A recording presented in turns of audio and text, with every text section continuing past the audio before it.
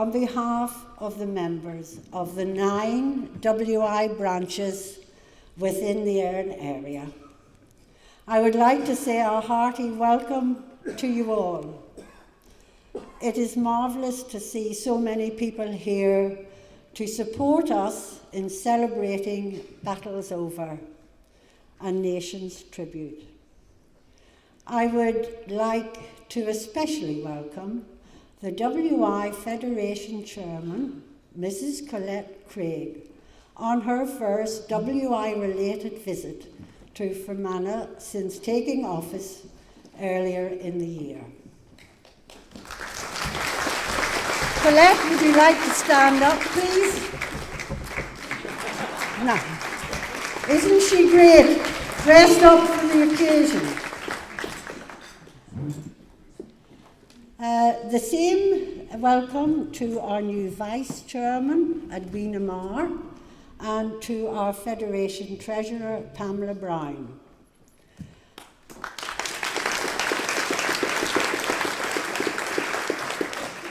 I would also like to welcome the WI General Secretary, Irene Sproul, and our past Federation Chairman, Elizabeth Warden, Elizabeth McHugh, and Betty Burney.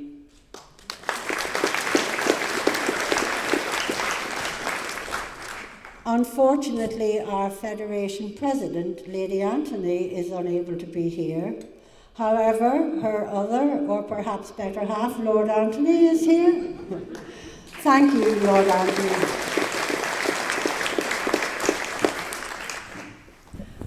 The Lord Lieutenant, Viscount Brookborough, has also sent his apologies. In his place, we would like to welcome Deputy Lieutenant Mrs. Rosemary Wilkinson.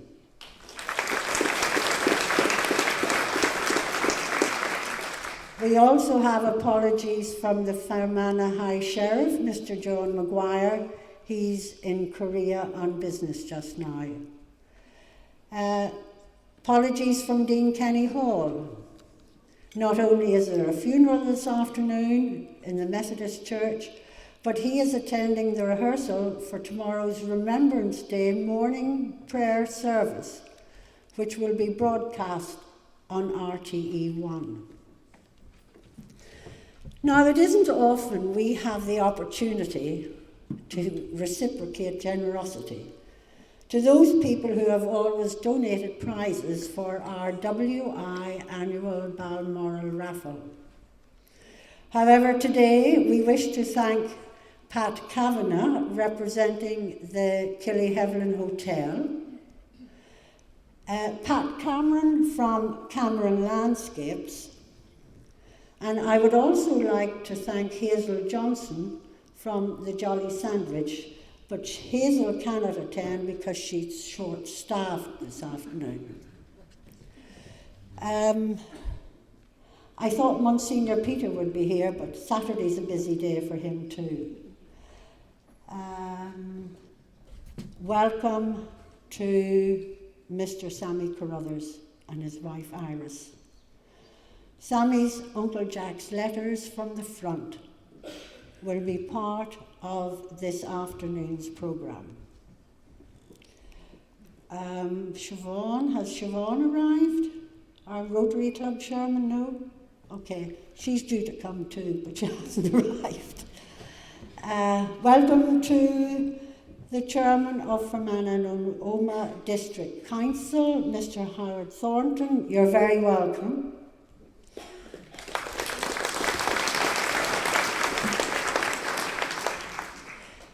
And to you, our guests, friends, and fellow WI members.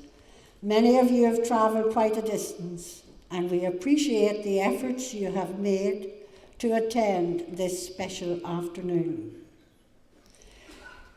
We are only a very tiny part of the celebrations taking place in many nations throughout the world to celebrate the signing of the Armistice on Monday, the 11th of November 1918.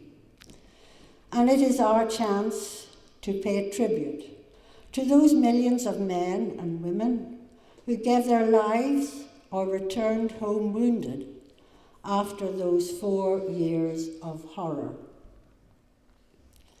We are proud to honour this occasion and to make this effort, especially as Enniskillen town is unique in the story of the Armistice.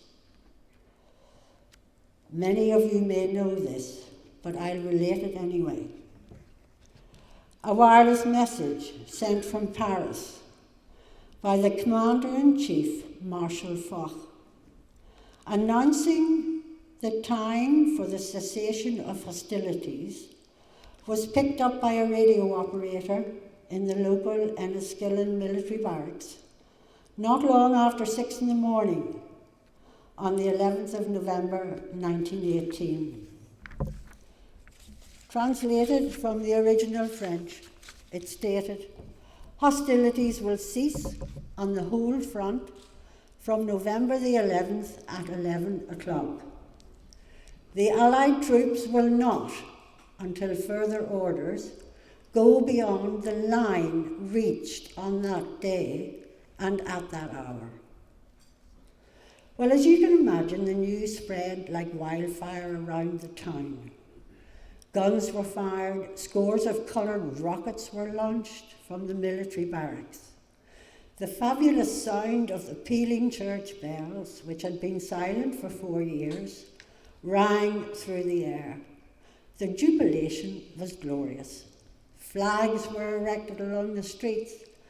The pupils of Portora lit a huge bonfire on the hill at the school. The factory sirens hooted, and all of this before 7 o'clock in the morning, 3 hours before the news officially reached London, and before the Prime Minister, David Lloyd George, announced the news to the nation at 10:30. One last piece I would like to read to you, which was printed in the Impartial Reporter on the 19th of November 1918. Amidst all the rejoicing of Monday morning last, I heard one old lady in Enniskillen remark to another, "It's great rejoicing for some, but not for me."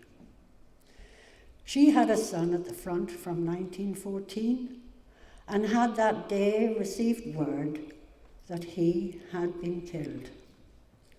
Serving all those years, and to be killed in the hour of final victory. It was indeed a case of sorrow, the harder to bear because of the general rejoicings.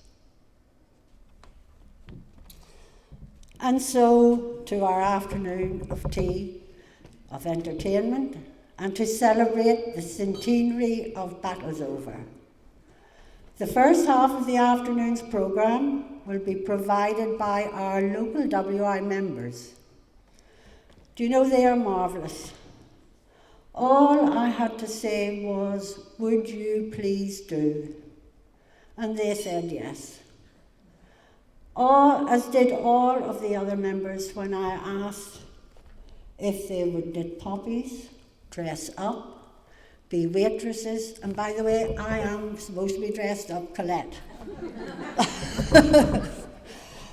Dress up, be waitresses, or tea makers, or usherettes, make cakes, whatever. They said yes. What a fabulous bunch of women you are. Some of you deserve extra gold stars, but thank you all very much. And some of the men deserve gold stars too. Thank you.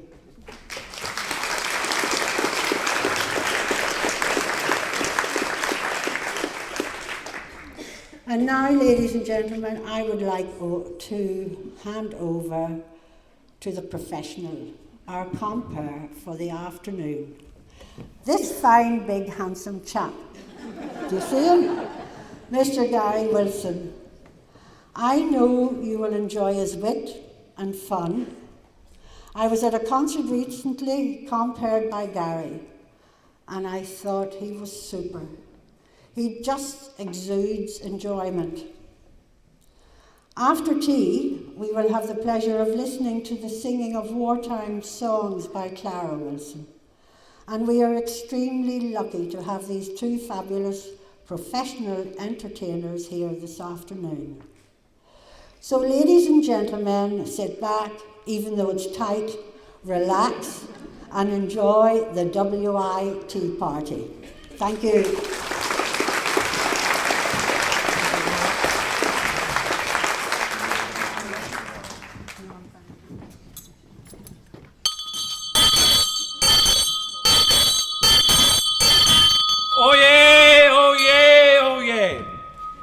Town criers, raise your voices and together cry with me, remembering those brave men and women in our history.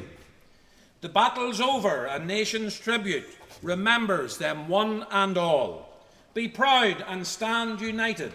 Don't let your memories fall. Confidence is what we need so that nations trust each other and all the races of mankind treat each other as a brother. Food for every living thing by nature is provided. If we could only see, it was equally divided.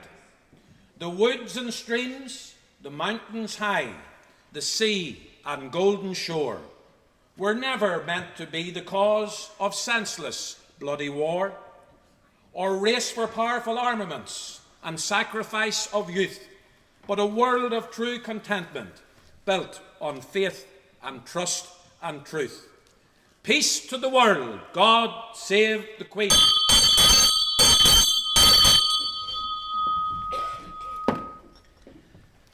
Deputy Lieutenant, Chairman of Council, members of the Legislative Assembly, Lord Anthony, Chairman of the Federation, ladies and gentlemen, good afternoon. Thank you. What you've just heard is a proclamation that will be made across the UK this weekend as we celebrate the Armistice by town criers and Toastmasters and Master of Ceremonies like myself, and is called a cry for peace around the world. And what an honour for me to read that outside this evening before we started, and we just thought that it would be nice for those of you that weren't outside to hear that again, and that links us all together with all of the other commemorations that are taking place. So you're all very welcome, and Norma, thank you for your kind welcome and all of your team's hard work to bring this together, and I know you're going to enjoy it because the WI ladies are very, very talented in many, many ways. But there's a little bit of confusion here about who's going to do what, so if there's, we need some maybe names for people who are going to entertain us this afternoon. So if there's anyone that's out there that would like to come forward, I've got a little red bucket somewhere. Oh, Norma has a red bucket. She's handing out pieces of paper maybe to, I'm not sure if they're victims or volunteers. Norma, how are we organised? So if any of the ladies or whoever's going to do a little turn would like to come forward and put your name into our red fire bucket, I think that's what it is, or were you milking the cows with that, Norma? I'm not sure which. We'll... You've just scared the life out of that poor lady, man. Okay. That's the bucket, okay. So are we getting any names forward, are we?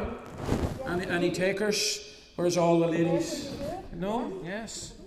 Just give us a little name in the hat, and we pull them out later on, so, you know, because, there's some hidden talent there, I know fine well. Yeah, just put that one in. I'm not sure what Rosemary will be doing, though. I'll be worried. She will. Are you Mrs. Brown now? She will. And just in case you haven't noticed on your table, while Norma's collecting the names in, there's some lovely handmade poppies for everyone. And there's another little box on your table which you'll find out more about later on. So let me see. Norma, there's a strange young person in a boiler suit running around there, maybe. I'm not sure. Are you okay, Pet? Oh, please don't be saying that. There's some of the vestry here that'll be going back, and you'll not be allowed back. I'd like to put my name in the bucket. To do what? Well, I'm a powerful good singer. You're a singer? Go on. Is she allowed? I'm not sure. Can she put her name? Well, you're the boss, Norma. I'm not. Do you think, does she look like she could sing? What do you think, ladies and gentlemen? Would she be able to? holding note, would she? And, Should we let her? well... Would you be here in hours afterwards? well, I mean, can any of you stay till about 9 o'clock tonight, can you? We could put you on about 8:30, would that do? Put your name in there anyway and we'll see what we can do. Okay, but in the meantime, are you good at driving? Oh, yes. Just drive that brush on around the floor then, please, and carry on. Don't feel sorry for her, she's a real tough nut, folks, you know, but we might hear from her later on if she behaves herself. Just seeing as you said the place was so dirty, you might be as well just to carry on. So, we're going to have a little look here, and the first name that we have out, yes, that agrees with that. So, I want you to put your hands together and welcome a member of Enniskillen WA, and that's Mabel Black, and Mabel is going to tell us the poppy story. So, welcome, Mabel.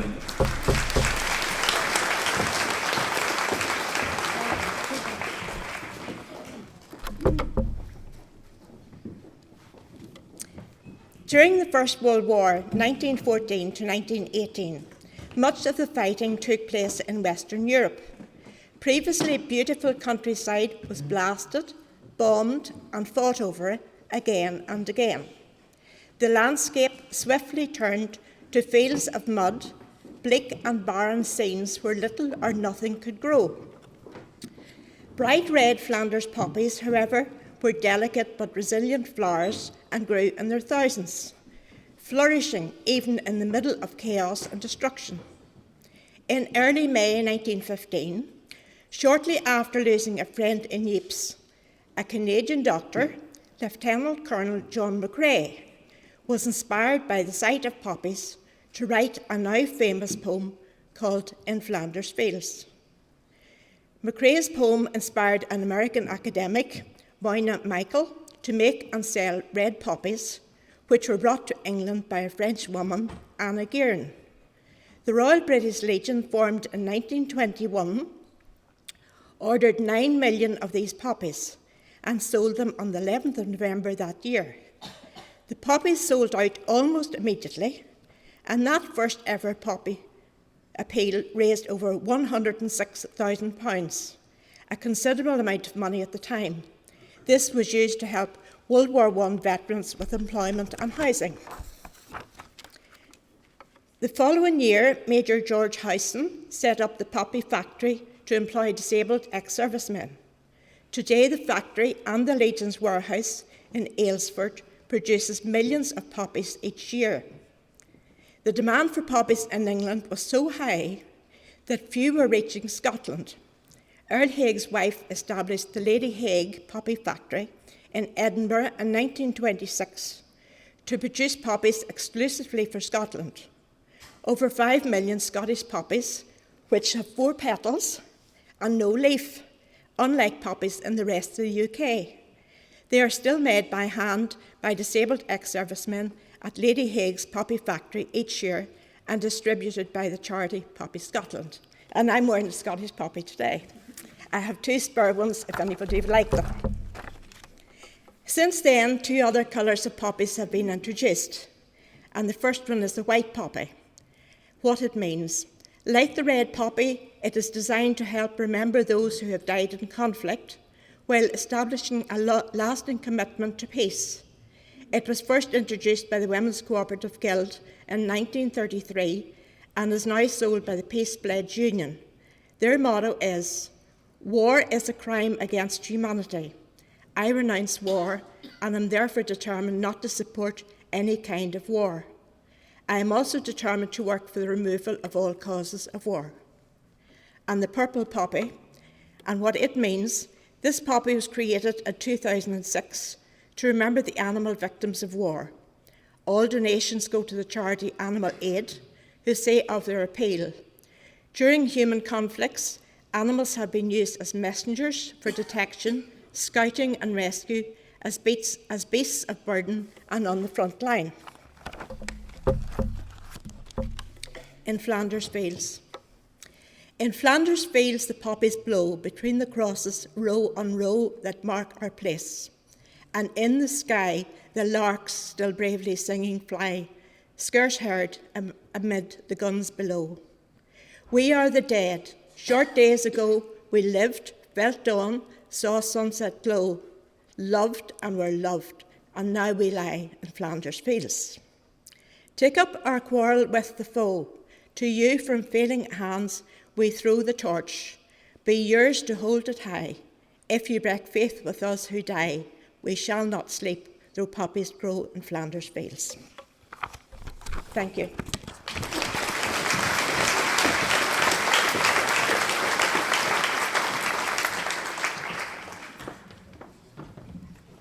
Once again, ladies and gentlemen, a nice round of applause for Mabel.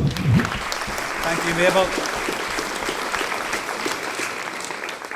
And one of the most evocative places you could ever visit is Flanders and the Battle of the Somme, and indeed any of the First World War battlefields.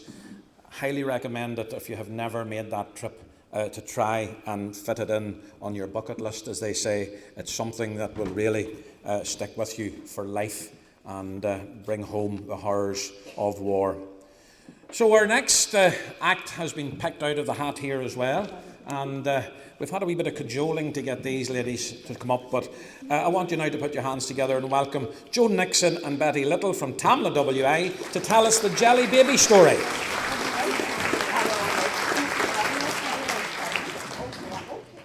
Good afternoon, everyone. You may wonder why there is a little box containing jelly babies sitting on the table beside your poppy. They're just here. These little sweets, originally known as peace babies, were created by Bassett's in Sheffield to mark the end of World War I.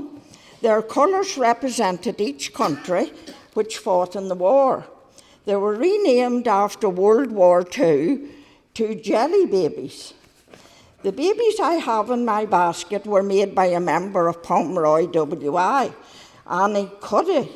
Annie, now in her 80s, has been knitting since she was a little girl at primary school. She is still knitting and says she thanks God for the good eyesight and the good health which enables her to keep knitting. We are delighted. No, well, she's not with us today, I don't think. No. Annie knit this selection of peace babies to sell on the toy stall at the Balmoral Show WI Pavilion. As every WI member knows, the funds from the sales of teas and toys and crafts and home produce at Balmoral are vital to keeping our organisation alive. The Peace Babies or Jelly Babies were designed to illustrate the Gospel and also known as the Wordless Bible. Each baby is different, not only in colour but also in shape. Just take the babies out of the little box now and set them out on the table.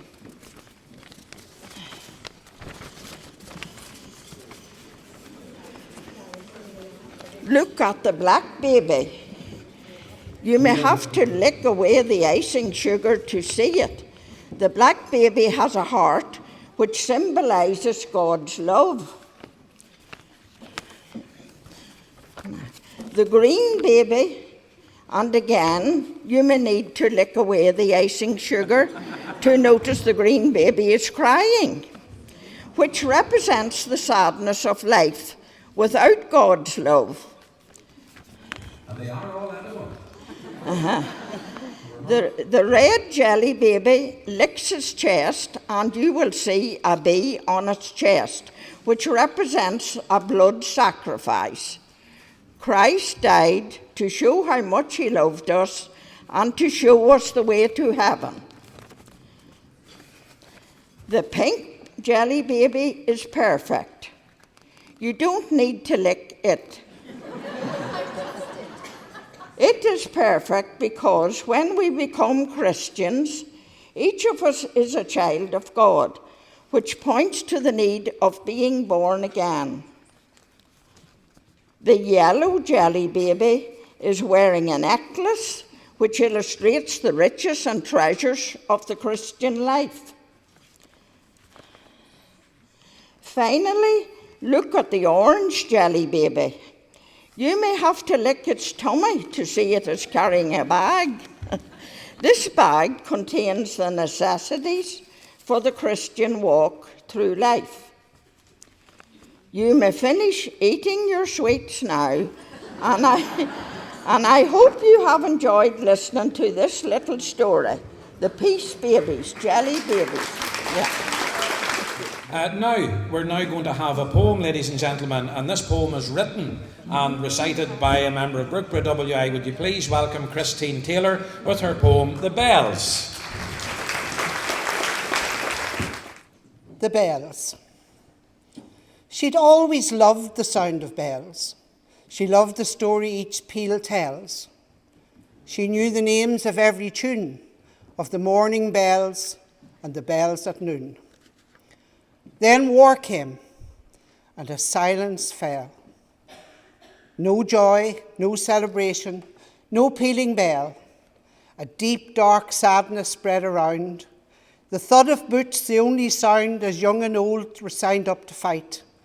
It seemed the days had turned to night. She knew it was something he had to do, but still she prayed, "Not my son too." Her tears flowed like her heart would break, but she knew the course that he must take. Days passed into weeks, then months, then years. She kept herself busy to quell her fears. Infrequent reports came from the hideous affray. No news is good news, they always say. Just one desperate family among a million others, waiting and praying like all anxious mothers. At 6 a.m. in the barracks at Enniskillen town, a wireless operator picked up the amazing sound of General Foch proclaiming peace. At 11 a.m., the war would cease. Soon the silence that had been their world was broken as the bells rang out and flags unfurled, skyrockets lit up Enniskillen town, blinds and blackouts were pulled down, shots were fired with cheer after cheer, knowing that the end was near. At 10:30, the Prime Minister made the declaration that the Armistice had been signed by every nation who had taken part in the Great War. It confirmed the message the operator heard before. Amid the rejoicing, she could hear the postman's bell. The telegram read, "Your son's alive and well." She said a prayer for fallen friends. God, make this the war that all strife ends.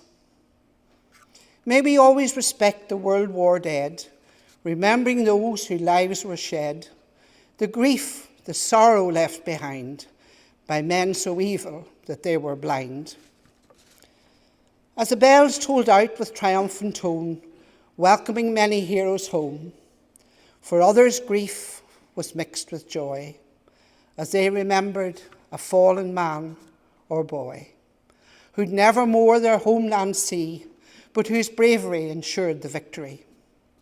Forevermore on November 11, may the sounds of bells ring out to heaven, and may we always remember that fateful day and bow our heads, our respects to pay.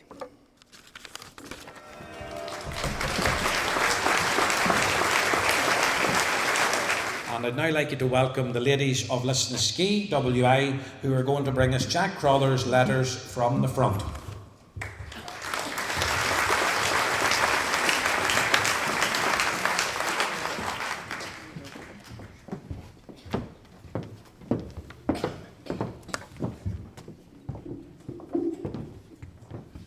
John Samuel Crothers was born at Farna, Tamla, County Fermanagh, on the 3rd of February 1898. He was the fourth and youngest son of Samuel Graham Crothers and Margaret Crothers. As a boy, John was a regular attender of Lisbolaw Presbyterian Sabbath School and the primary school. At the end of John's primary school education, he went to Batora Royal School, where he spent a number of years. In 1914, John found employment with the Irish Land Commission office in Dublin, and it was from here that he joined the army in 1915. After extensive training and studying in different camps throughout the British Isles, he received his commission on the 19th of December 1916 as second lieutenant with the 3rd Battalion Royal Enniskillen Fusiliers. John was posted to France in January 1917. The following extracts are from letters written by John to his mother and sister while he was in France.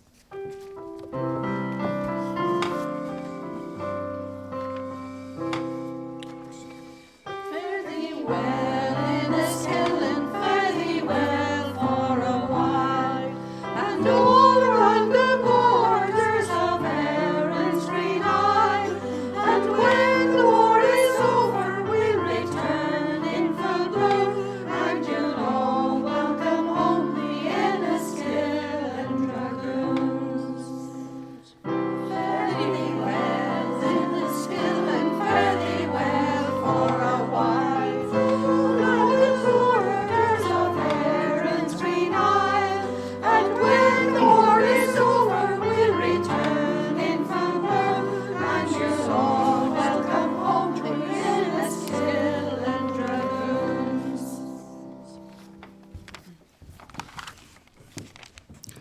Havre, France, 28th of February 1917. Dear Mother, arrived safely about 6 o'clock this morning. The crossing was calm and I slept most of the way. I have been allotted to the 8th Enniskillen. I was all round Havre today. My face is nearly twisted off trying to talk to the Frenchies here. However, I know more French than most of them. This is a large city of a very poor class. The weather is dry and fairly warm. No time to write more at present. Jack. On the line of march, 14th of April, 1917. Dear Mother, I have just received the 2 pairs of socks with your letter. They were handed to me just after I had seen my men into billets this afternoon. Before I got them, I had been wondering what I would do for a new pair of socks for tomorrow's march. You see, I practically ruin a pair every 2 days. These French roads are very hard to march on. The whole centre of them is made out of square blocks of stone, set in like bricks. They are called pave. We have been trekking for a couple of days now, but tomorrow's Sunday will finish us. So you may guess we are well back into the heart of France. If you are sending a parcel anytime, send sweets or tablets that dissolve into a drink of any sort, or small cakes, home-baked. It's all tin stuff we get here, and of course it is splendid. We use the tinned milk in its purity, and it is far better than cream. There is no scarcity of sugar or anything else out here like at home. I suppose you'll be thinking of Bundoran. I must send you enough to give you a week at it. Hope everyone at home is in as good health as this leaves me. I am writing this evening as I have a couple of hours to myself, but I'm certain I won't get a place to post it for a day or two. I have learned to ride lately, but the nag that was dished out to me is as quiet as a sheep. Some of the other chaps who were learning have horses as wild as deer. Our CEO was very keen on us all being good riders. You should see me swanking round Havre on my charger. The issue of rum still holds good out here every night. The men are very fond of it. It's served out in its purity and smells horrible. I never ventured to taste it. Half a glass of it would make an ordinary man drunk. Last night, I issued a rather liberal supply to my platoon, with the result that some of them came all the way to my billet to say, "Good night, and God bless you, sir."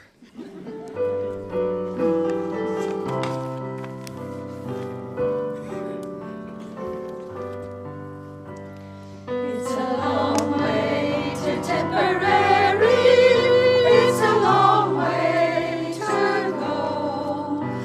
It's a long way to Tipperary, to the sweetest girl I know.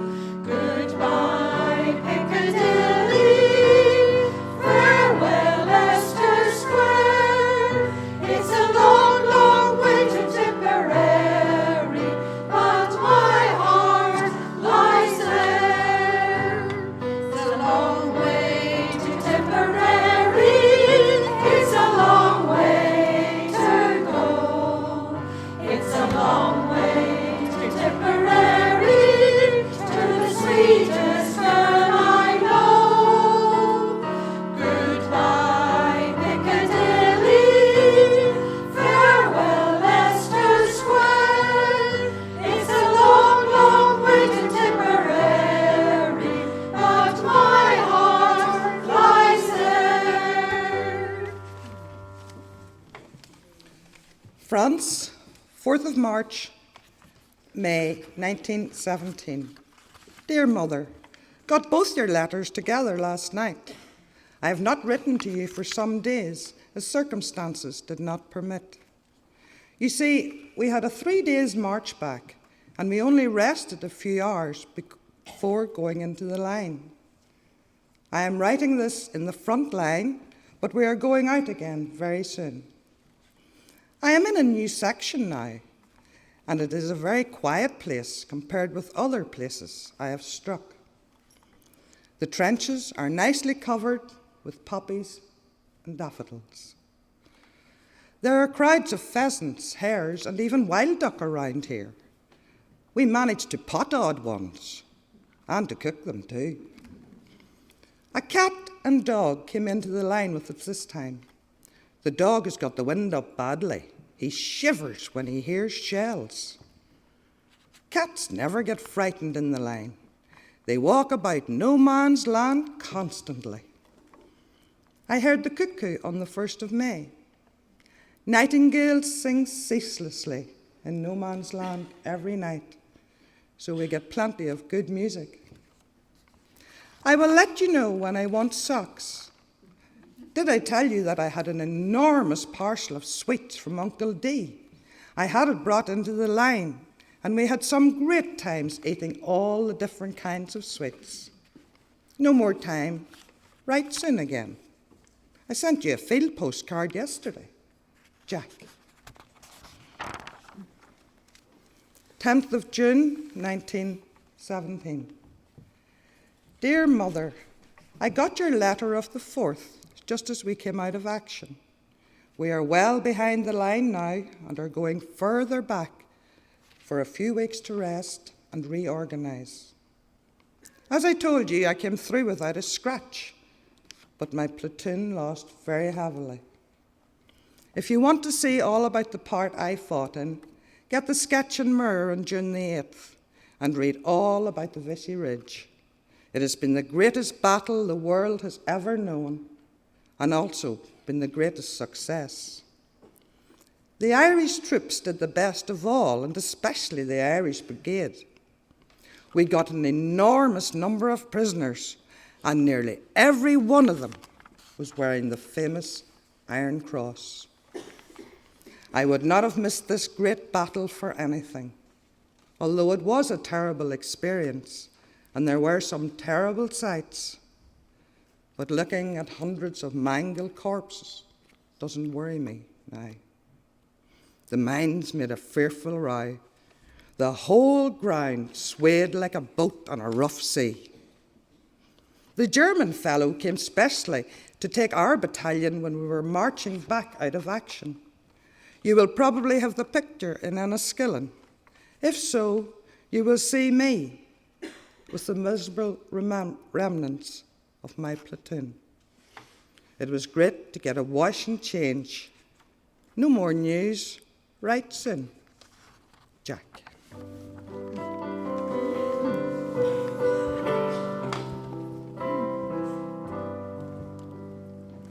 Pack up your troubles in your old kit bag and smile, smile, smile. Pack up your troubles in your old kit bag. Smile, boys, that's the style.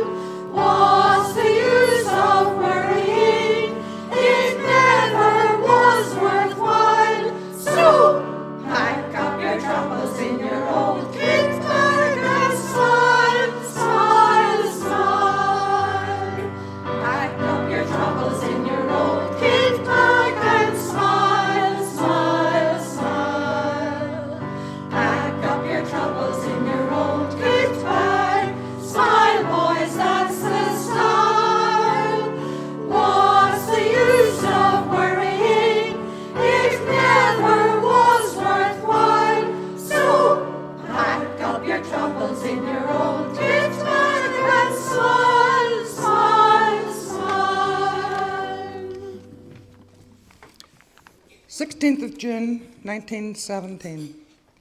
Dear Mother, many thanks for the parcel which I received today. The sweets and tins always stand the journey well. I thought that I told you in my last letter that we are away behind the line resting. The weather is still very hot. It's great lying about the country doing nothing. The crops in this part are enormous, and every corner is cultivated. I won't get leave for 3 or 4 months, I am sure. The Enniskillen are always short of officers, so only one can go on leave at a time. Did I tell you that I got a couple of doses of gas before and during the attack? Like a good many other bad things, a little gas does one good when one recovers from the first effects. No more news. Write soon again and give me all the news. Jack. France, 2nd of August, 1917. Dear Mother, I am safely through once again. I will give you all the news in some letter later on. Weather has got very bad and it has caused a lot of hardship. And into the bargain I have lost all my kit. I haven't a stitch except what I stand in, and that isn't much. A steel helmet, tunic, breeches, puttees, boots, shirt, and a waterproof sheet. I am sure you're all reading about the enormous advance. Don't talk to me about the glories of war anymore. War is no bun in wet weather. It will be a long time before I forget August the 1st. We slept in an open field and it rained steadily all night. You might send me a couple of pairs of socks. And I think there's a khaki shirt of mine at home. If so, send it on. Jack. 7th of August, 1917. Dear Maud, as I have nothing to do today, or at least can't do anything, I may as well write to you. I am writing this under strange circumstances, as I am sitting in a German dugout about 5 miles directly in front of Ypres. Shells are roaring going both ways by the dozen. I am the only officer of this company in the front line, and I am absolutely isolated, as no one can move a finger during daylight without being sniped. My men are well dug in, but are up to the knees in mud. The weather is good now, so it's not too bad. We had a captain and several men sniped yesterday. A lieutenant from another company was hit yesterday morning too. I managed to get him to my dugout. He groaned and bled all day, so I had a time with him. He really only got a nice blighty one, which will ensure him not coming back to the war. We got good rations even up here and get them regularly.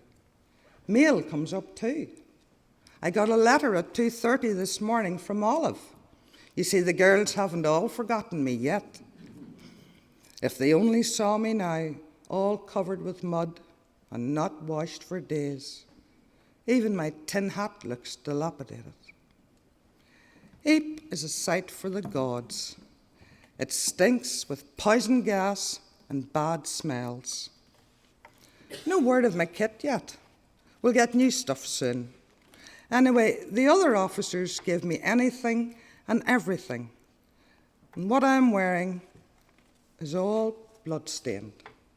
Jack.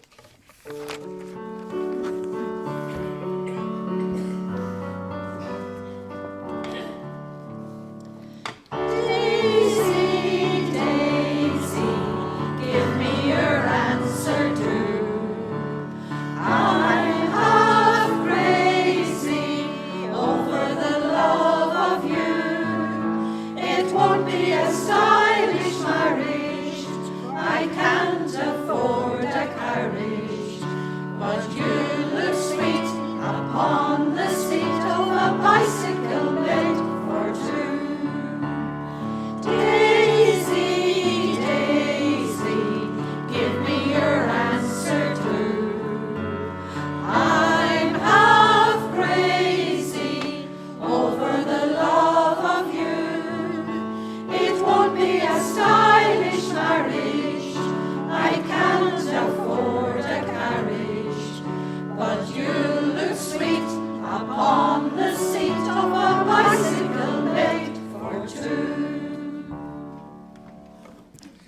The 11th of August, 1917. Dear Mother, I had a letter from George yesterday. It seems he got fed up doing nothing at home and has gone back to Lisburn. Why didn't you make him take his coat off and make hay? Had a letter card from Edith. She said she was getting holidays soon. The war is going well out here. There's no special news. Jack. 13th of August, 1917. Got your parcel of the 7th yesterday. My whole kit also turned up. I think it had gone to a major of my name on the brigade staff. The shirts and socks you sent will be very useful at any rate. I have no special news, as I have written so often. The weather is inclining to be wet again. Jack.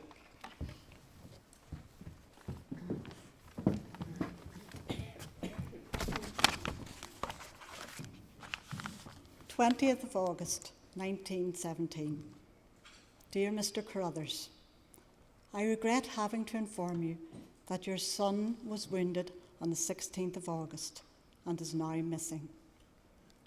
We know he was brought back by stretcher bearers some distance to an advanced dressing station, but after that we cannot trace anything. The rumour has it that the party was struck by a shell.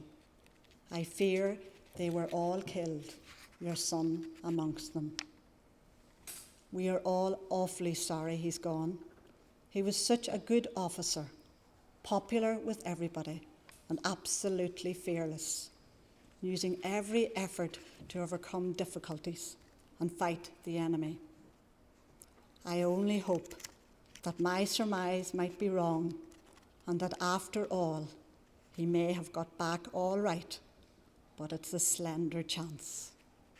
Yours sincerely, A.J. Walker, Lieutenant Colonel, 8th Royal Enniskillen Fusiliers.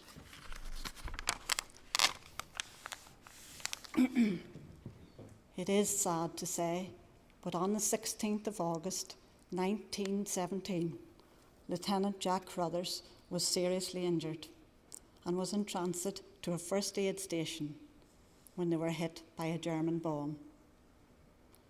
All the stretcher bearers, including Lieutenant Jack Carruthers, were killed. The stretcher bearer, along with Lieutenant Jack Carruthers' body, were never found. The last known letter that Jack wrote was dated 13th of August, 1917. 3 days later, Jack, aged 19 and in France for only 7 months, was killed in action at Passchendaele.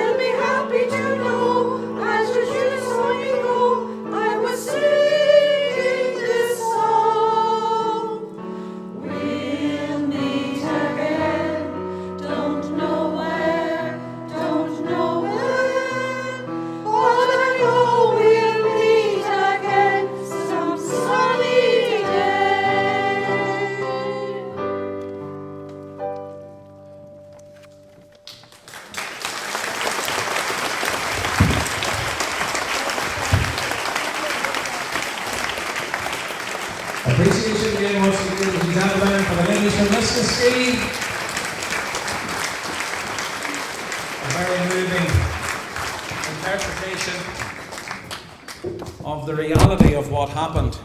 And we are indeed honoured to have Jack's direct ancestors here, Mr. Sam Carruthers, and Sam has a noted a historian, I'm sure as a lot of you know, and he has compiled a book of the letters, and there are some books available still, Sam, if anyone would like a copy of those very, very moving letters from the front. And with those letters that, you know, we've all found out about the horrors through, and the other great thing that we found out about the horrors and the war were the war poets. And I just want to share one poem with you written by one of the more colourful war poets, I suppose. And this gentleman actually was an army padre, and he studied in Trinity College, Dublin, and he graduated from there in 1914 and took up his position in St Andrew's Church, Rugby, and moved on then to St Paul's. And indeed, for his efforts in 1917, he was awarded the Military Cross at Messines, and that was the Reverend Studart Kennedy, otherwise known as Woodbine Willie. And the reason he was known for that was that for comforts for the troops, he issued Woodbine cigarettes whenever he visited the injured or visited the troops in the trenches. And this is one of his poems called His Mate. There's a broken, shattered village somewhere up behind the line. There's a dugout and a bunk there that I used to say was mine. I remember how I reached them, dripping wet and all forlorn, in the dim and dreary twilight of a weeping summer morn. All that week I'd buried brothers in one bitter battle slain. In one grave I laid 200, God, what sorrow and what rain. And that night I'd been in the trenches, seeking out the sodden dead, and just dropping them in shell holes with a service swiftly said. For the bullets rattled round me, but I couldn't leave them there, water-soaked in flooded shell holes, reft of common Christian prayer. So I crawled around on my belly, and I listened to the roar of the guns that hammered Thiepval like the breakers on the shore. Then there spoke a dripping sergeant when the time was growing late.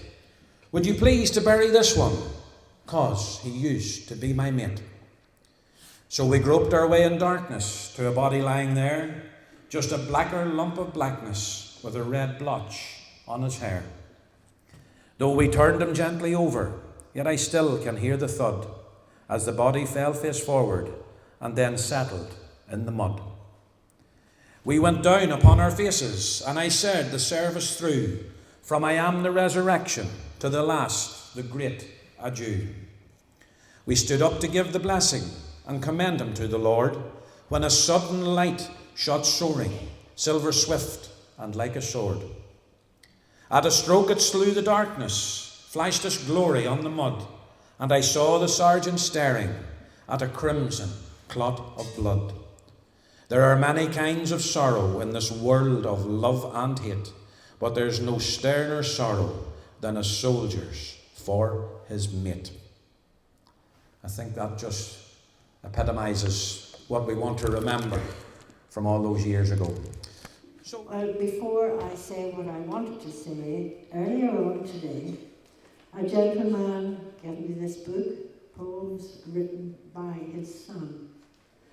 Now, I don't read them to you because I wouldn't be able to, because they are so poignant. And his mama and papa are here, just sitting beside, down here from this table. Maybe you would stand up, Jeanette. His name is Stephen Myers, and this is Mama and Papa. And if you would like a copy of his book called The Fallen, War Poetry, you may order a copy from Jeanette and her hubby.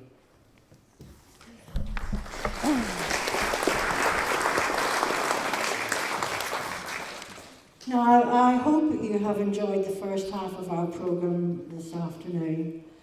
I thought the ladies were marvellous. Each act was very thought-provoking, and I must say, at times, quite emotional. Well done, ladies. I appreciate everything that you've done.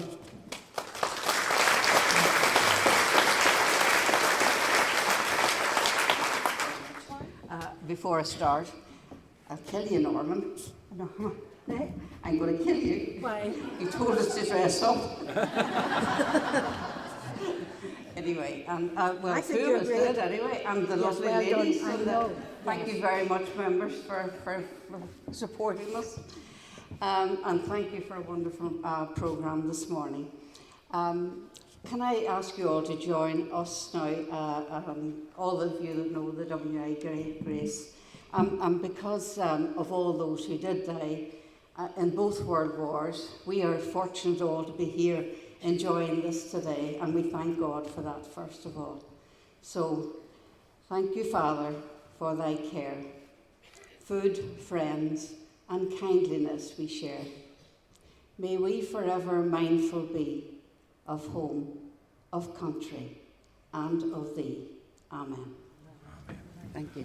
There's another anniversary today, or this year as well. We're here to mark the 100th anniversary of the Armistice, but we're delighted in Enniskillen today that fantastic steam engine Maeve has joined us, and Maeve was actually used to transport ammunition and guns during the First World War, and she celebrates her 100th birthday this year as well. And we've been very kindly given a cake to mark the occasion, and I'm going to invite the Federation Chairman to cut the cake in honour of Maeve's 100th birthday.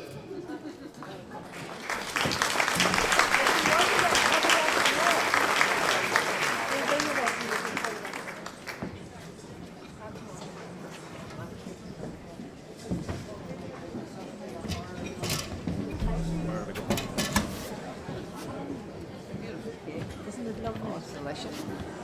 Right, you put your hand on it as well. Right, Gary will help you. No, please, yes. Okay.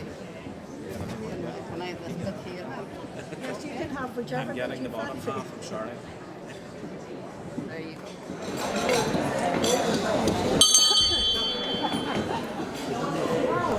Sorry for coming up to right ladies and gentlemen.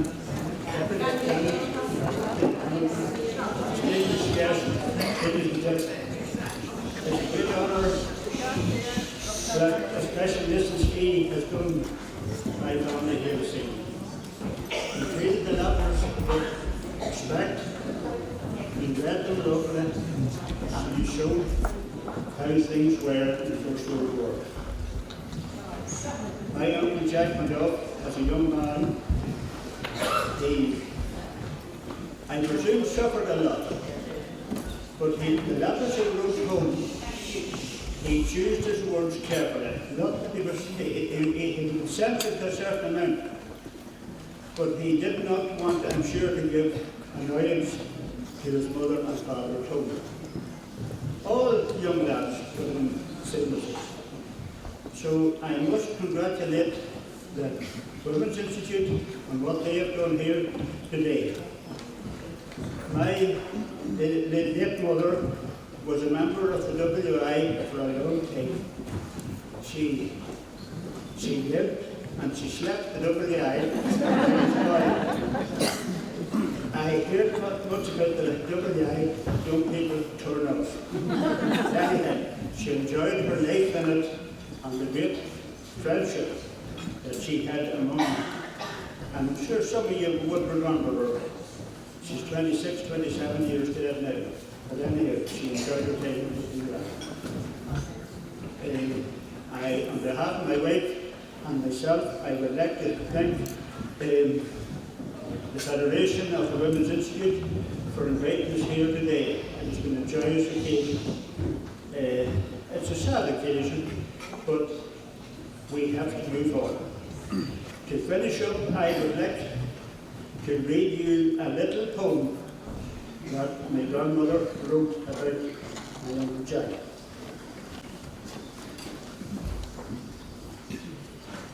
He went from our days like a beautiful dream.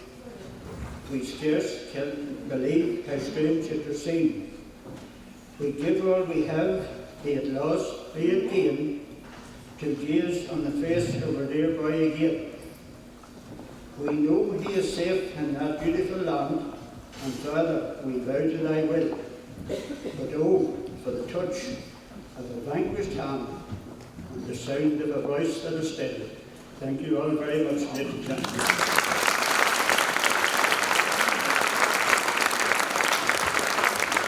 As I say, this is a fantastic milestone for all of us. None of us will be around to see the next centenary. And as I say, it's coming up the centenary of the formation of the Women's Institute as well. And let's not forget, we are here today to commemorate the Armistice, but also to honour all of those women who, without them and their input at home and in the war effort, we would not be having the comforts and the security that we have today. So ladies, your ancestors, we are here to salute them and say thank you. And thank you to the Women's Institute for all of the work that you do. And it is an opportunity to do a bit of a recruitment drive for the ladies as well. Yeah. So, you know, if there's any of you ladies that, you know, are a bit like my good wife at home, the present Mrs. Wilson, you know, she would love me to be out of her, from under her feet every night. I never go anywhere.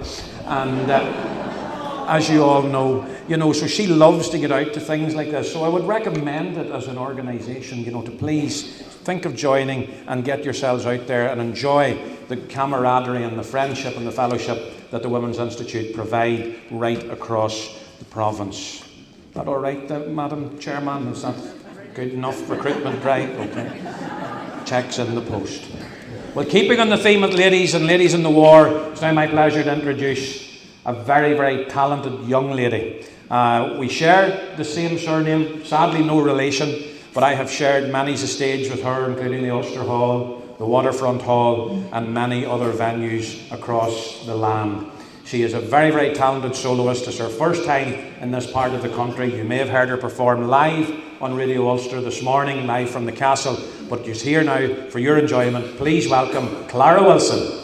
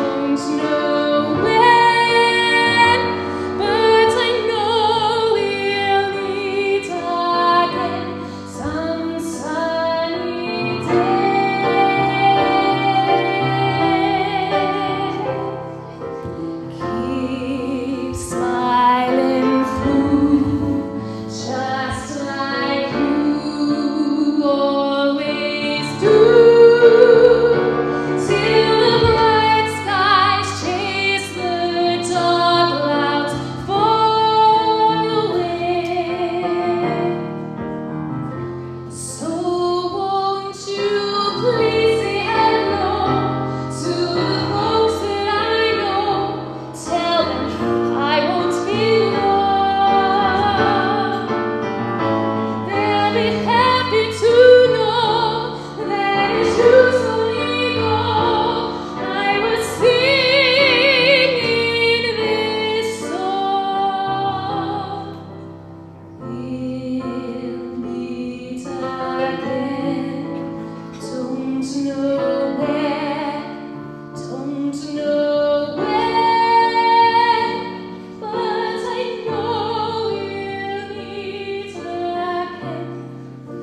sunny day.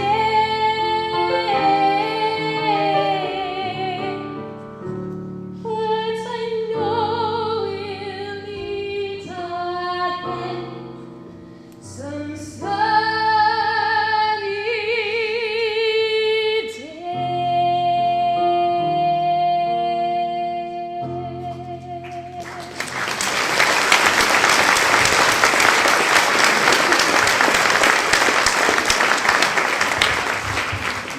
Thank you very much.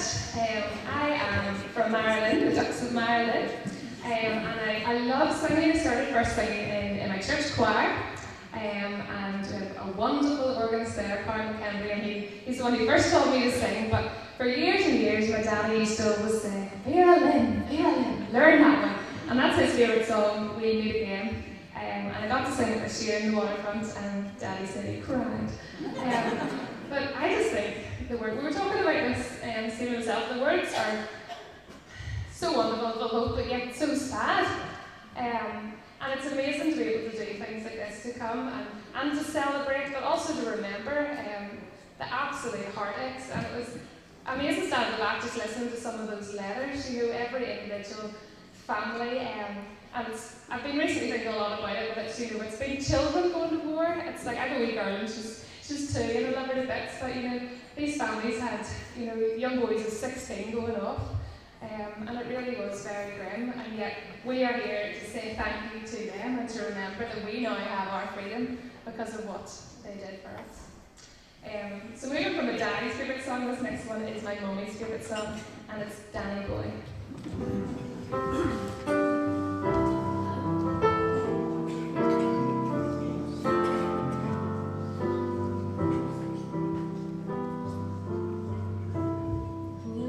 Danny boy, the pipes are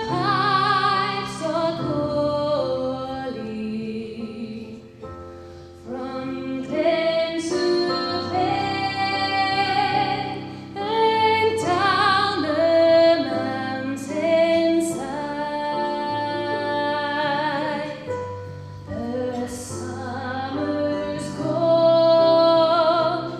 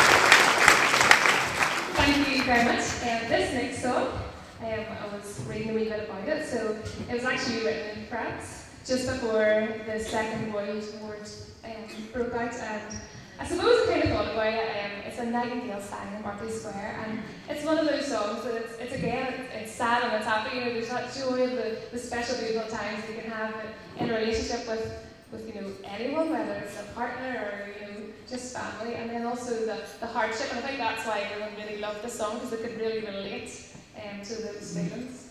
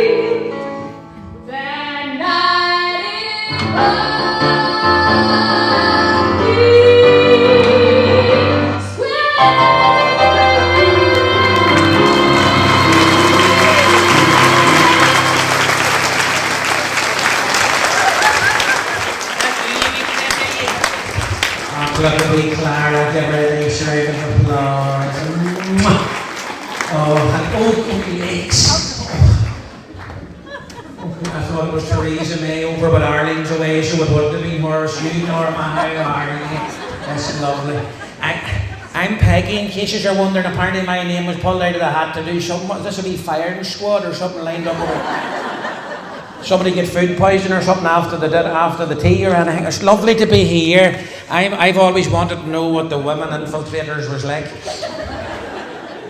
Did you get any of my child? Like, I've been trying to get in for years. Mary will not let me in. I don't know why. Like, I mean, I'm an icon. Look at me. And I'm a sex symbol for men who don't care anymore. I just let myself go and I'm not worried about it, like, but I mean, I'm not the only one that can see that in the crowd. Did you all manage your wee tea? Did any of you have any of my jam? I sent a wee bit of my homemade jam, turnip and rhubarb. It was real rocket fuel, I'll tell you. If you had it, you'll know later on, so you will. But what a world we live in. 100 years ago we're here, like, and I mean, Norma, you know what it was like all them years ago. It's amazing. The royal jelly works wonders, like it's fantastic. So it is. But I mean, things have changed. Some of you sit and see you young ones with your phones out looking at that. Mrs. Barton, MLA, that'll be up in Stormont now in the Rose Gallery, beside the rest of them. But you're very lucky because there's not enough room for me to get down to the cheap seats at the back. So you just have a wee look at me and look up. And yes, I did get the pre-mark before the fire. You can tell by the outfit and everything else. But I say 100 years ago, I mean, there's some changes since that, isn't there? I mean, it's unbelievable. Of all the children now do everything on computers and laptops and PlayStations and everything else. Isn't that right? We've done it all in our heads. I mean, I know most of you are around the same age as me. Like, you know, we all went to school at the same time, about 9 o'clock every morning. But I mean, now it's all, and you know, there was something in the Partial Reporter last week that 5 out of 3 children can't do fractions. Oh, it's terrible all around. There's no education anymore. Like, no but wonder most of the teachers are in Stormont. But I mean, years ago, things are so different too. I mean, years ago, during the war and after the war, I mean, parents had loads of children. Now children have loads of parents. It's turned over on its head.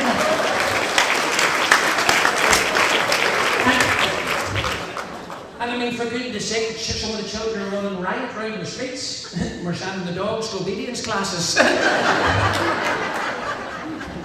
But I mean, I actually come into town that you could have sent me an email and said, Peggy, do you want you to do a return? Like, I mean, I'm not dressed or nothing. I just come in because I was looking for my willy.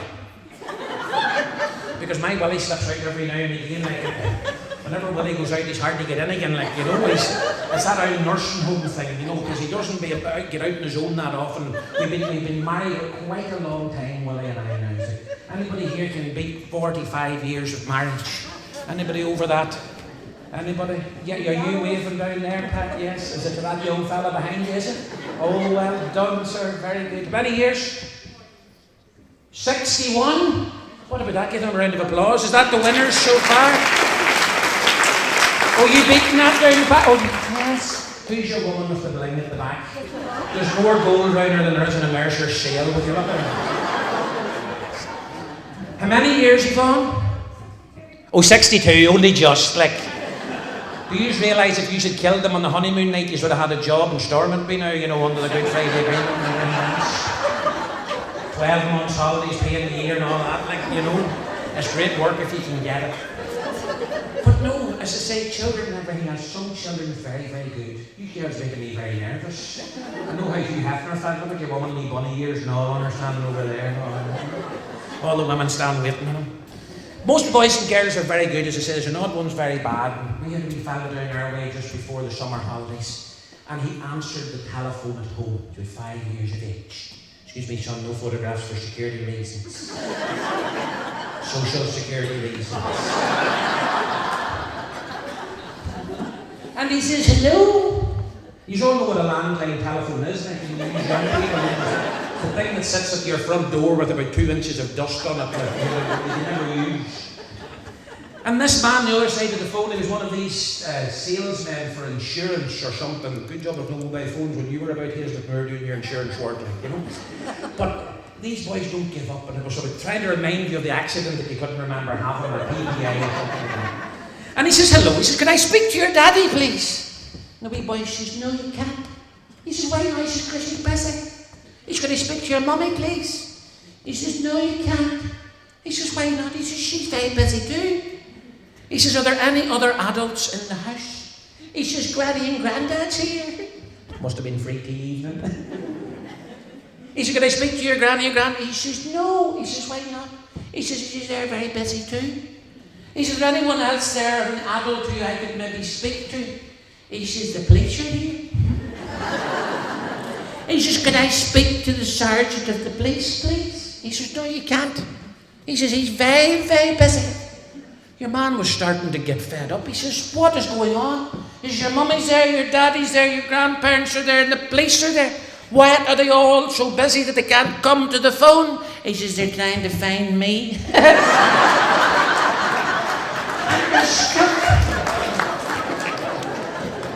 And they're stuck. And this week, two wee boys and girls went back to school there. They're at the model school there in September. And 5 years of age, they were walking around the playground at playtime. And the wee girl says to the wee fella, I hear your mummy's going to have another baby. Oh, he says, yes. She says, he was all excited. He says, yes. She says, have you thought of any names? She says, oh, yes. She says, Mummy says, if it's a wee girl, we're going to call it Rachel. Oh, she says, that's lovely. She says, what about if it's a wee boy? Well, he says, Daddy says, if it's a wee boy, we're going to call it quits. But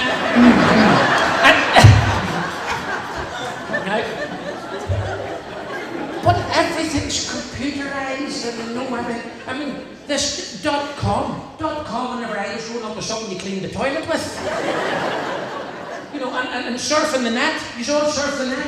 I mean, years ago that meant your mother was washing the curtains off the bathroom window. You know, everything has moved on and all these mod cons and all that. And they play different games now. They all play on their computers and their little Game Boys and everything else. Years ago we went out and we played doctors and nurses. Anybody remember playing doctors and nurses? You, Sam, big smile in your face there. I hear you were always the ambulance driver and you never got out of the depot too often, but anyway. But we used to play a game, I don't know if any of you ever heard, tell me not, called Knick-Knack. Yeah, oh, who said aye? You, Madam Chairman? Wasn't it? And that's where you knock the door and you run, wasn't that right? Or you ran. They still do that now. The only difference is it's called partial force. They knock and run and leave everything sitting behind you, so they do. And I mean, kids are serious. These wee baby Bloom, imagine little baby Bloom. I know, this is a little make-up story. Little baby Bloom was lying in bed. And he was lying in bed and he was feeling very uncomfortable. And Mummy was on one side of him and Daddy was on the other. And he was very restless. And he couldn't get comfortable and he thought, what am I going to do? So he leaned over and he let a little bit of air out of Daddy. And still no good. He let a little bit of air out of Mummy. Still no good. And so he let a wee bit of air out of himself. And it was lovely. And they all slept very soundly. Till the next morning his Daddy called him and he said, Son, I'm very disappointed in you. He says, why, Daddy? He says, well, did you see last night in bed, son? He says, you let your mommy down. You let me down. And you let yourself down, he says. I was up to town today doing a wee bit of shopping, so it was before I came in, because I knew I wanted to spend some money in Enniskillen. Like, you know, we have to keep the retail trade up, so well. And I met this stranger on holidays, and he says, excuse me. He says, is there a B&Q in Enniskillen? And I says, well, there's several N's and a couple of E's, but I don't know about B&Q. I says, I'm not that good at the spelling, like. You know, I've got two dogs as well, so I have, call them Timex and Rolex. They're two watchdogs. What's the difference between a Rottweiler peeing up your leg and a poodle peeing up your leg? You let the poodle finish.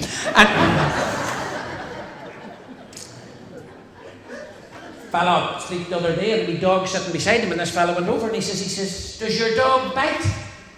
Your man says, no. Your man put his hand down and the dog took 3 fingers clean off him. He says, look at that! He says, you told me your dog doesn't bite! He says, that's not my dog.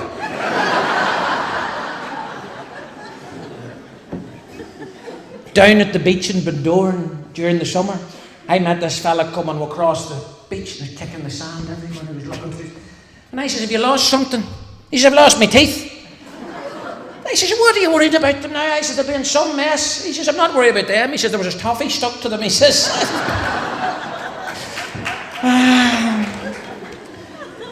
I'm trying to think what else I can tell you and what I can't tell you. I mean, my great-grandfather, I mean, we have a very, very proud military history, yes. I mean, I've got a fantastic war record, yes. Vera Lynn and the White Cliffs of Dover. And my great-great-grandfather, he was there at the relief of Ladysmith. Yes, he was so good she asked him back the next night. But is there any other romance apart from our 61 and 62-year-olds? I want to know, is there any love in the room here tonight? Because as I say, the WA could bring romances together. I just have that feeling, you know, and all those olden days of wartime romances and everything else. My favourite wee story is that it's never too late. Never too late. Because this wee couple from Irvinstown had been curtain. Madam Chairman, do you curtain up where you are? Oh, you do? As well as play knick-knack, Not at the same time, I hope, like, but, you know. One thing did lead to another. And they were courting for nearly 40 years. And they were, I know. And they were having a little walk out, and one moonlit night she caught him out. She says, I want to get married. Oh, he says, no bother. He says, you get what you want. You men all said that at the start, didn't you? She says, no, she says, I want a proper wedding. He says, what do you mean? She says, I don't want an ML registry office job. She says, I want a full church wedding. That's got a wee bit complicated, you know, they didn't really go anywhere in particular. Well, he says, where would you like to get married? Well, she says, well, go and try the Methodist man first. Look, they went to see the Methodist man, and he says, look, courting for 40 years. He says, you're 79, she's 80. He says, you don't need to get married. She says, come on out of here. He says, where are we going next? She says, we'll try the Presbyterians. Oh, there's a few Presbyterians in, is there? Value for money afternoon, you see. Yes, you know. Up to see the Presbyterian man, he says, 79 and 80, he's been out for 40 years. He says, wait a bit. He says, you don't need to get married. She says, come on out of here. Away they went. He says, we're running out of options. He says, where are we going to go? She says, we'll try the Church of Ireland. So up they went to see the rector, and he said, look, age is no barrier to love. He says, 79, 80, he says, I'll marry this. He says, not a bit bother, name the date. So the first Saturday in July all those years ago, you never saw anything like it. 300 guests, the parish church. Her father pushed her up the aisle in her wheelchair. I'm telling you. He was standing up at the front of the church on a Zimmer frame. The minister says, do you take this woman? And he says, why do you want her? And they left for a wedding reception for 300 guests at the Kellyhaven Hotel. You never saw anything like it. 79 and 80 sitting at the top table, and he went to have a wee rub at her wooden leg underneath the table. She went to nibble his ear, but she forgot her teeth, so she just had a wee shot. She says, darling, at 79 and 80, she says, darling, I'm going to tell you something now. She says, what's that? She says, do you see the old Methodist boy? And do you see the old Presbyterian boy? Neither one of them two boys will ever christen a child of ours. Anyway, she says. So it's never too late. And I mean, marriage guidance is one thing, like, you know, but I'm going to tell you this wee story about Belfast, and this is maybe the one that they say start the car and have it ready, you know, because my time's nearly up and I've had a bird down there for security. There's any no problem. He'll sort you out. This wee couple in Belfast fell out. Is anybody in from Belfast? Any visitors? Where are you from, Madam Chairman? You're not from Belfast, no? Derry. Where, Derry? Derry, yes. Just to keep everybody happy. But no, in Belfast, if they fall out, to do things different than we do in the country. I mean, us country people, we're just, you know, we get on with it, and you know, you might have a wee crossword and that's it. But this boy in Belfast, the way he fell out. He lived in Sandy Row. Sandy Row. And he says, I'm getting rid of her. So he put her into the back of the car. And he was heading up the Falls Road with her. And he said, I'm going to get rid of her, he says. Put a t-shirt on her. On the back of the t-shirt he had written, Protestant. And he pushed her out the top of the Falls Road, and he says, that'll be the end, I'll see her. He says, she'll never be back. And he headed on down the road home, sitting watching the football, enjoying a little can of beer, and the door knocked. He says, that'll be the police. They've found her body. He composed himself, and he went to the front door, and he opened the front door, and there the wife walked in past him. And he looked at her, and he followed her on into the kitchen, and she put £100 down the kitchen table. He says, what's that? She says, you can't spell Protestant. And yes.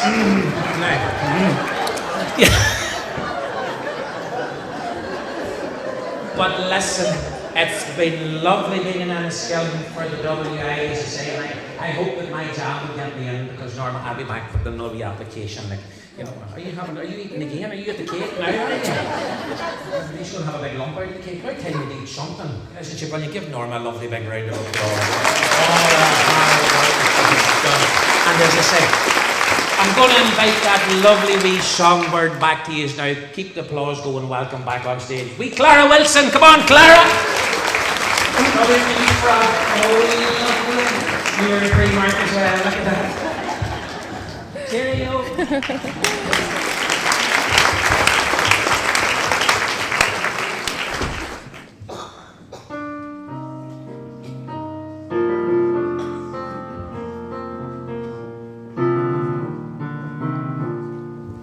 There'll be blue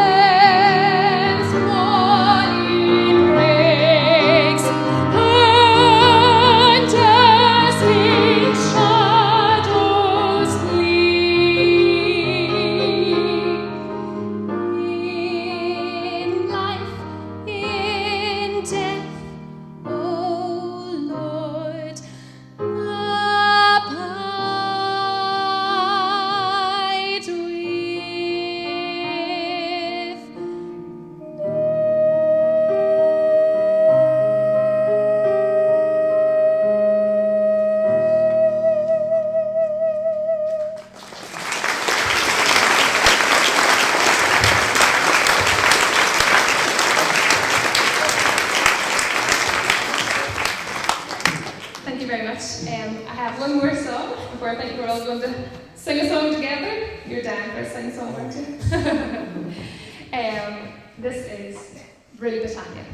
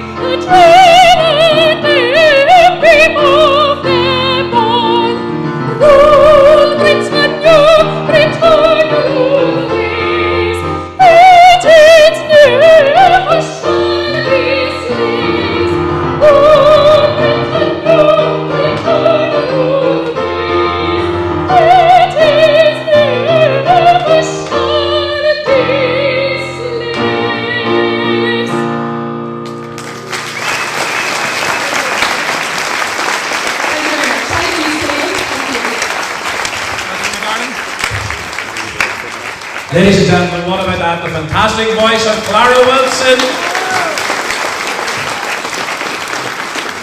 Ladies and gentlemen, I was pleased when Norma Heap asked me to hand over the proceeds from the Erne blanket raffle. A group of WI women from the Erne area spent time and effort knitting the blanket, which was then finished off by Norma. Our proceeds are going to the work of the Amalgamated Countrywomen of the World, better known to us all as ACWW. When I think of ACWW, my mind immediately thinks of the late Margaret McMullen, who passed away in July of this year. Margaret joined the WI in 1980. In 1977, she was elected to the Finance Committee from 2011 to 2017, travelling over to London twice a year. In August of that year, 2017, Margaret was elected to the position of the ACWW European Area Chairman and successfully organised the 2017 Area Conference in Romania. Romania was very close to Margaret's heart, as she and a few other WI members spent time in Romania on projects and formed a very close bond with the Romanian organisers. Margaret also introduced Women Walk the World in Northern Ireland, which raised money and awareness for the projects WI supported through ACWW. We owe a great debt of gratitude to Margaret, and I know she would be so pleased that the money raised for the Commonwealth blanket is going to ACWW projects. It is therefore my pleasure to hand over the sachet of notes to Agnes Black, our international chairman. I know her and her committee will ensure that this money is well spent.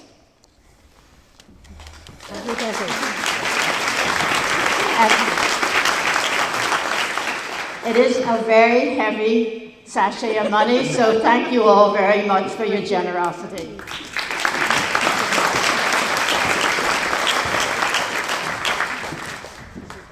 Thank you very much, Betty, and I agree with everything she said about Margaret McMillan. Margaret McMillan raised the profile of ACWW greatly in Northern Ireland and did a great work throughout the European area.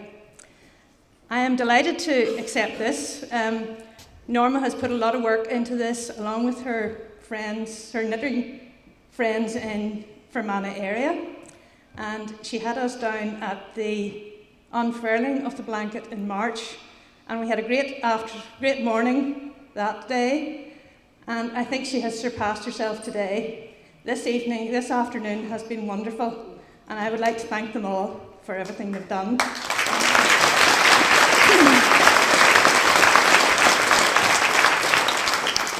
I would also like to thank everybody who has supported this blanket and donated to this fund. We will make sure it goes to the right places. Thank you very much. Well done.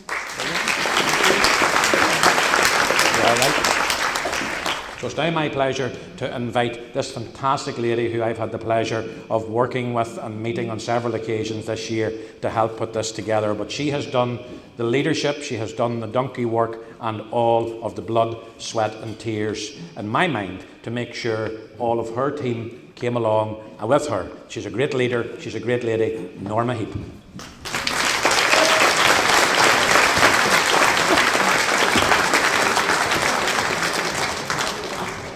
Thank you very much, Gary, for those compliments. I know rightly they're not true. But much appreciated. No, I had a fabulous team behind me. The WI members have been absolutely super. I've had fantastic help from Selwyn Johnson. I've had super help from Andy McCabe, who's the caretaker of the hall. And I mean, Gary is fabulous. He'd make any afternoon fun. Clara, where that voice comes out of that tiny little body, I don't know. Thank you, everybody. I am really appreciative of your efforts to come and support us today as part of Battles Over. And we all have special memories. And we will treasure those memories. And I just want to say, have a safe journey home, and thank you to our special guests, our members, and our friends. Thank you very much indeed. Well done. And I'd now like to ask Mrs. Morrow to come forward to say a word, please.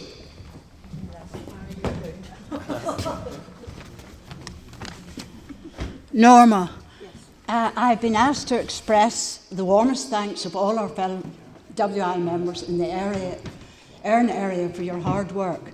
We just don't know how you achieved so much and staying. It has been a memorable year with two notable events over and above our routine monthly meetings. It all started in November last year when Selwyn Johnson met you at Tamla WI Visitors' Night, when he was speaker from Headhunters Railway Museum. Selwyn was the county's High Sheriff and had the idea that we should celebrate Commonwealth Day in February, just 3 months away, with Christmas coming in the middle. After much discussion, it was decided to knit a blanket incorporating the flags and colours of the 53 countries in the Commonwealth. Norma held work parties in her home, bought wool, worked out size of needles, number of stitches, and the rows of knitting required for her blanket. While 17 or 18 members did much of the knitting, it was Norma who crocheted it all together and did the framing. The end result you can see today. On Commonwealth Day in February, a special coffee morning was held in Tabla WI Hall with special VIP guests. And on that occasion, this blanket was unfurled by Mary Peters and Holly Nixon. The next suggestion was that we should organise a party to celebrate the centenary of the ending of the Great War. Norma again rose to the occasion and organised today's event. Everyone can see how thorough the preparation has been. Just imagine organising all the ladies in our 9 institutes without a battle. Norma has led us all from the front with imagination, sensitivity, enthusiasm and hard work. Just imagine the organisation that has gone into today's party. Sponsorship, food, entertainment, seating arrangement, guest lift, staffing. Who but Norma would tackle such an undertaking? It speaks wonders in being able to maintain everyone's goodwill and cooperation. There's a real feeling of friendship among WI members and belonging to a really worthwhile organisation. Norma, you have been our general, and we, the troops in the Erne area, really appreciate all you have done. And on their behalf, I know you really need a Caribbean holiday, and this, this isn't it, but just a small token of our appreciation. I know we were told not, but numbers outweigh. So please accept this on behalf of the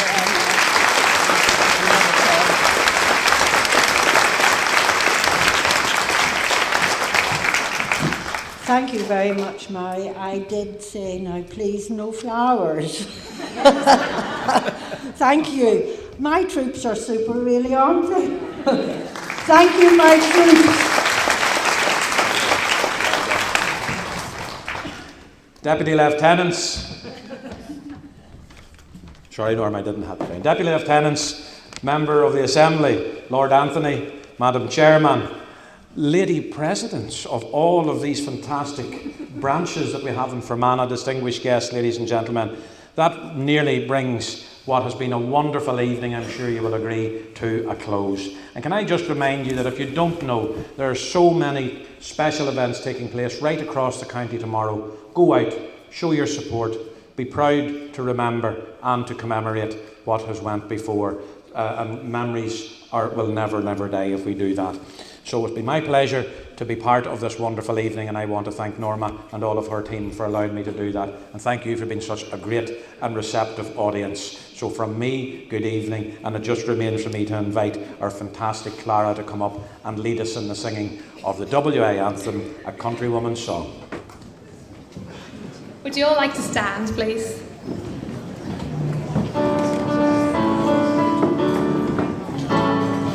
Tarry and gentlemen, time for man on man I roam. 6 counties women all working together, and everyone proud of her own. Cold are the winds on the moors and the sparrows, silver and green in the west. Pink foam of orchards, white spray of the causeway. Who shall say which is the best? Hearts in the county, from land I roam. 6 counties with